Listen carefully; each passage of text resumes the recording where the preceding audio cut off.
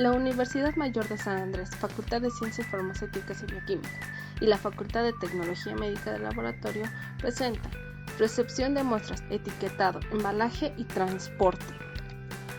Para empezar, tenemos que la responsabilidad en el laboratorio va a iniciar desde el médico, quien es el encargado de llenar la orden con letra clara y legible o mandar la orden por un sistema electrónico. La enfermera es la encargada de la recolección de muestras, ya sea orina, heces, esputo o líquidos biológicos. El auxiliar de enfermería es el encargado de transportar las muestras hasta el laboratorio. Los objetivos. El objetivo general es describir las normas y procesos desde la recepción de las muestras hasta su transporte al laboratorio. Los objetivos específicos son conocer cada uno de los datos requeridos en la recepción de las muestras y estudiar los pasos para el etiquetado, embalaje y transporte de las mismas y aplicarlas correctamente en el laboratorio. Recepción de muestras del laboratorio. Para empezar a registrar las muestras, se debe tomar toda la información de importancia del paciente, que sirve para la emisión de resultados de las pruebas analíticas. Estos datos van a permitir la verificación de los resultados y llevar a cabo otros controles de calidad. Se debe tener registrado el nombre del paciente más un identificador único, como es el número de seguro, que está basado en la fecha de nacimiento, la identificación del paciente en el laboratorio, la información del contacto telefónico, la fecha de recolección de la muestra, la fecha de la recepción de la muestra y los análisis solicitados. Se debe verificar el cumplimiento de las normas de transporte e identificación de las muestras. Proceso de recepción de muestras en laboratorio. Una vez que las muestras llegan al laboratorio, se debe asegurar de que hayan cumplido las reglas anteriores ya mencionadas. Paso 2. Los responsables de cada área revisan si la muestra está en condiciones para continuar el proceso. 3. Pasando el paso 2, la muestra se registrará junto con los datos del paciente o el asegurado. 4. Una vez registrados en el sistema, a la muestra se le otorgará un código único. Y 5. Una vez cumpliendo todas estas 4 primeras reglas, la muestra puede pasar o continuar lo que es el proceso, la fase preanalítica.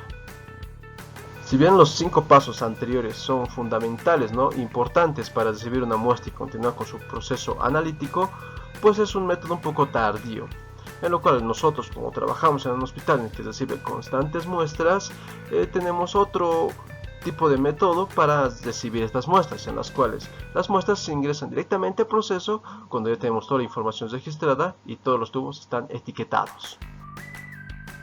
Y como caso excepcional, en el área de emergencias, pues las muestras prácticamente llegan solo con los datos registrados y únicamente se le pone el código para iniciar su proceso analítico.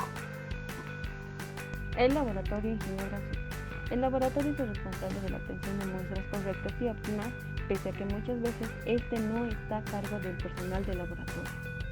El laboratorio, sin embargo, puede ayudar a garantizar la obtención de buenas muestras, facilitando la información de recogida al personal sanitario en el centro de recogida, asegurándose así que se disponga de los recipientes y suministros de recogida oportunos, definiendo un buen sistema de etiquetado y comprobando todas las muestras minuciosamente en el momento de la llegada al laboratorio.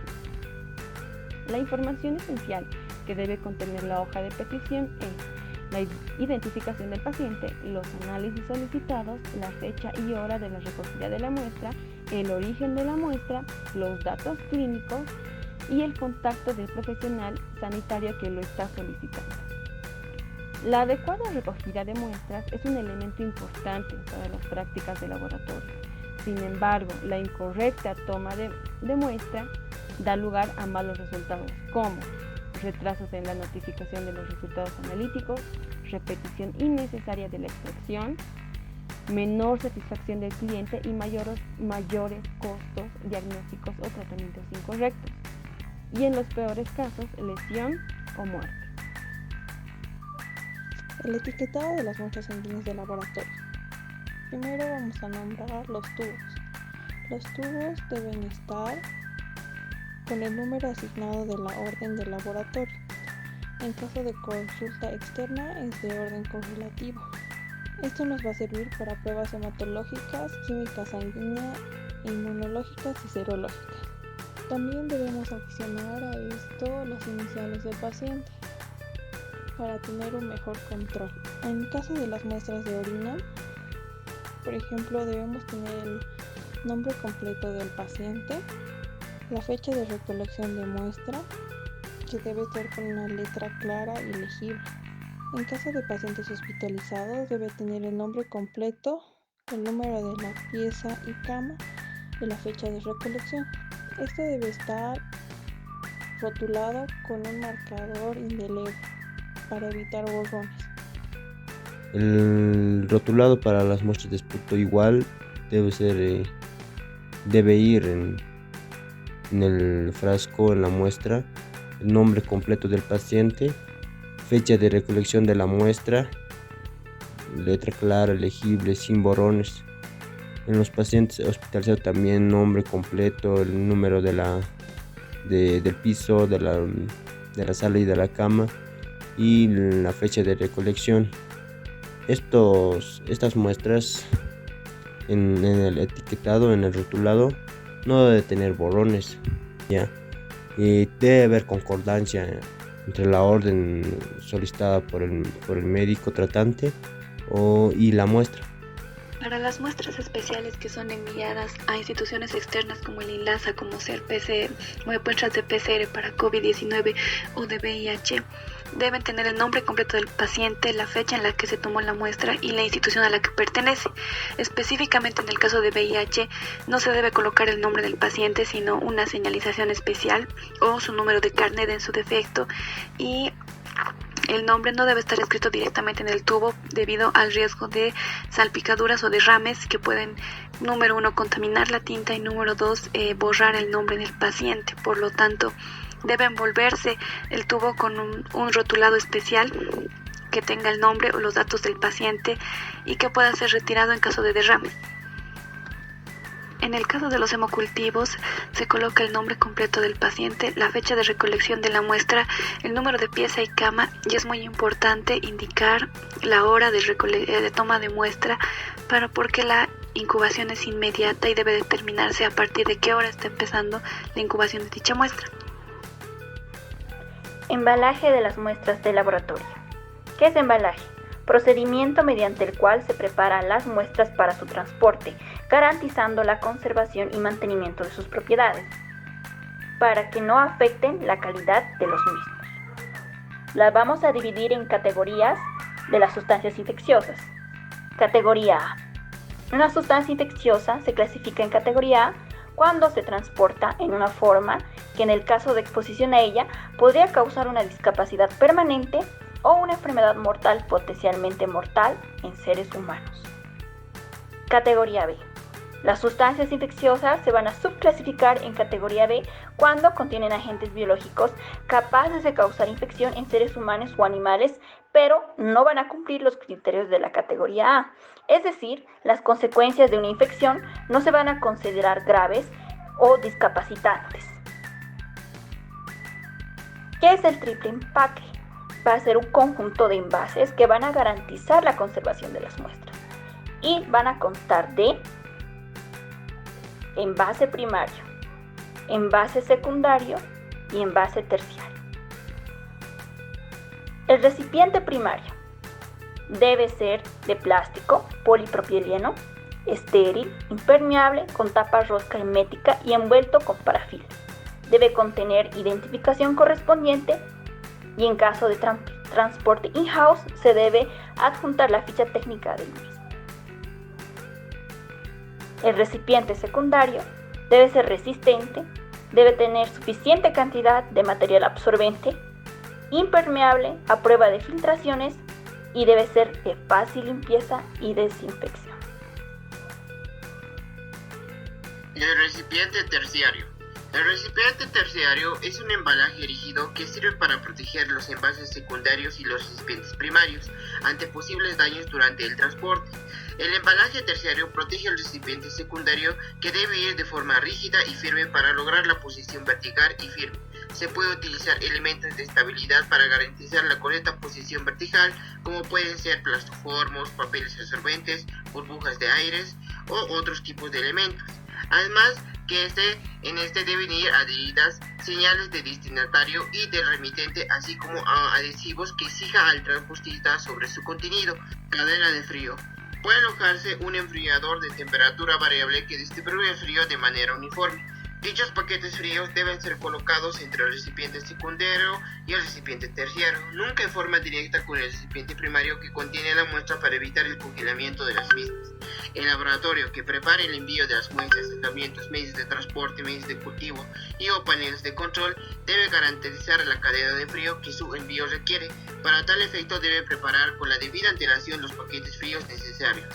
En caso que el envío no requiera refrigeración, debe escribir esta condición en el formulario único de envío de temperaturas de transporte indicando no requiere refrigeración. Formulario único. Los documentos que acompañan a las muestras clínicas deben ser introducidas en una bolsa de plástico o cobertor de plástico.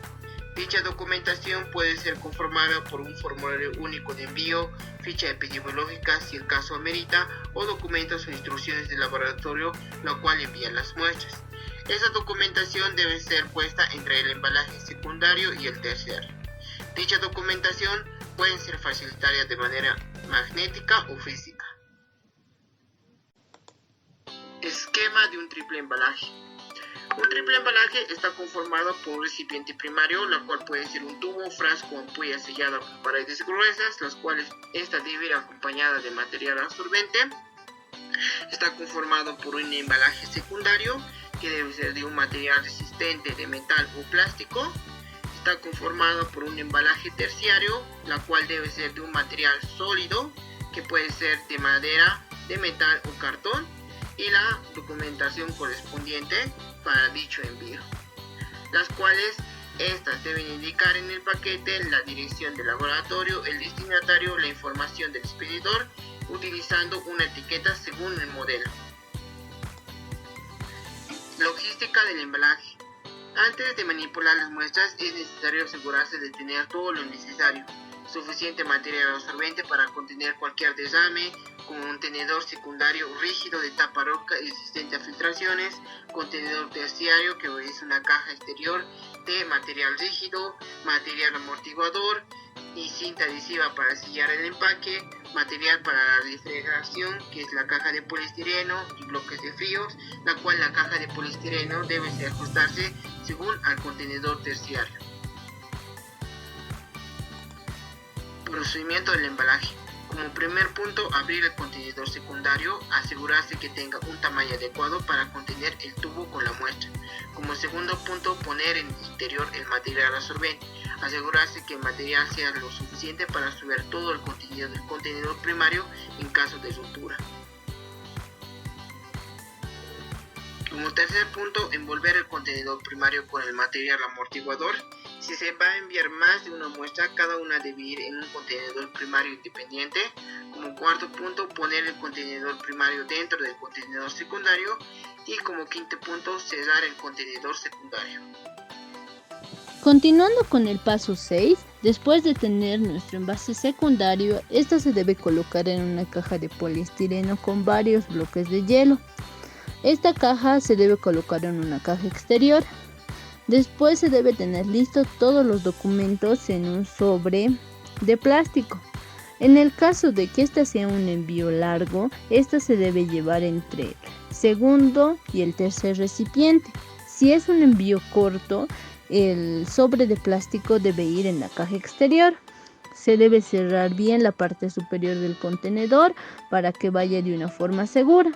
Según Inlasa, hay un rotulado específico que se debe escribir con letra clara, legible y de un buen tamaño. Se debe rotular en los espacios blancos y visibles, y si se vuelve a reutilizar la caja, se debe eliminar todos los rótulos anteriores.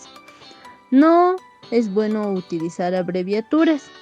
Ahora, ¿qué se debe colocar en todos estos datos anteriores? Se debe colocar el nombre completo, el teléfono y la dirección. Y algo muy importante, qué tipo de muestra es y qué tipo de pruebas se le va a realizar a esta muestra. Y algo muy importante, que es de dónde está yendo esta muestra y hacia dónde va a ir, hacia qué laboratorio va a ir. Ahora, Hablando del etiquetado del envase exterior, debe tener un símbolo de las Naciones Unidas, debe tener una etiqueta de riesgo biológico, que es algo muy importante, que es un pictograma, y también debe tener la etiqueta de orientación del paquete, ya que si la persona que está llevando no sabe la orientación, puede producir un derrame. Como se mencionó anteriormente, debe tener un símbolo de las Naciones Unidas. Este código es una característica de la marca específica de las Naciones Unidas para un embalaje de las sustancias infecciosas de la categoría A. Ahora hay una forma reglamentaria para poder hacer estas etiquetas. No es de cualquier tamaño, de cualquier medida. Como se puede ver en la siguiente diapositiva, la etiqueta del peligro, hay 3 cuadrantes. En el primer cuadrante indica la etiqueta del peligro para sustancias infecciosas. En el segundo es una etiqueta de peligro para mercancías diversas y en el tercero es una etiqueta de peligro para gases no inflamables. Entonces, estas son las formas reglamentarias como nos indican que debemos llevar. Después de tener todo listo nuestra caja exterior, debemos colocar algo muy importante, que es quién envía, quién recibe, el nombre del contacto al laboratorio que vamos a llevar y todo lo que son los pictogramas, las flechas de orientación, que en el caso si es la muestra es líquida, esta puede haber un derrame.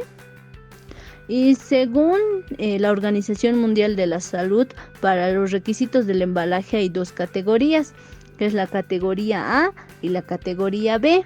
En la categoría A son muestras, son sustancias infecciosas que pueden causar la incapacidad permanente y pueden poner en peligro la vida o constituir una enfermedad mortal para los seres humanos. Sin embargo, la categoría B es cualquier otra sustancia biológica que no cumpla con lo que es una categoría A. Transporte de muestras es el traslado de material biológico desde el lugar donde fue obtenido hacia otros lugares. La cadena de transporte comienza con el empaquetado de las sustancias y termina en el laboratorio que recibe el envío. Las personas encargadas de dicho transporte deben estar capacitadas. El transporte debe cumplir con 3 condiciones fundamentales, que son suavidad, rapidez y seguridad. Suavidad en su desplazamiento, ya que si las muestras se agitan o mueven bruscamente, estas pueden hemolizarse y así podría interferir en la determinación de diferentes análisis. La rapidez, de tal modo que las muestras se reciban en el laboratorio para su posterior análisis. La seguridad, tanto en su llegada al lugar del proceso como en la integridad de las muestras que se están transportando. Existen 2 tipos de transporte. Uno es el transporte interno y el otro es el externo. El transporte interno es el traslado de material biológico desde el lugar donde fue obtenido hacia las diferentes áreas del laboratorio, como ser química sanguínea, hematología, inmunología y demás áreas. Condiciones para el transporte interno de muestras. El personal que vaya a transportar las muestras debe usar todos los implementos de bioseguridad, como ser guantes, barbijo, gorros y demás implementos. También se debe hacer una revisión y confirmación de que el recipiente primario contenga la muestra, esté bien cerrado y rotulado con el nombre del paciente o el código que se le ha asignado. Debemos anotar en el cuaderno de registros el número, código y todos los datos del paciente, la hora de entrega de muestras y firma de conformidad de quien vaya a recibir la muestra. Una vez verificado todos los datos del paciente y que los tubos están correctamente rotulados, los colocamos en una gradilla. Este recipiente secundario debe ser impermeable y resistente. El transportador de las muestras debe estar consciente en todo momento de las muestras que está transportando. Este debe transportar las muestras con paso seguro y nunca corriendo para evitar algún tipo de riesgo. Posteriormente realizamos la entrega de las muestras y como constancia debemos hacer firmar la recepción. Continuando tenemos lo que son las recomendaciones de la OMS para el transporte de material biológico. El transporte de muestras fuera del hospital. Este debe ser realizado en un vehículo debidamente equipado. Cada vehículo debe tener un kit con material absorbente, desinfectante a base de cloro, un contenedor de desechos a prueba de fugas de líquidos y guantes resistentes de múltiples usos. Dentro del vehículo los contenedores deben ir asegurados a una superficie en todo momento y no así sobre el transportista o no aseguradas. Cada contenedor debe estar acompañado por un documento que especifique el tipo de muestra, el riesgo biológico y dónde éste será remitido. Antes de transportar el material biológico fuera del laboratorio, este debe ser verificado en sus etapas anteriores. Este debe estar en un correcto embalaje con sus correctas señalizaciones. También debe verificarse el triple empaque.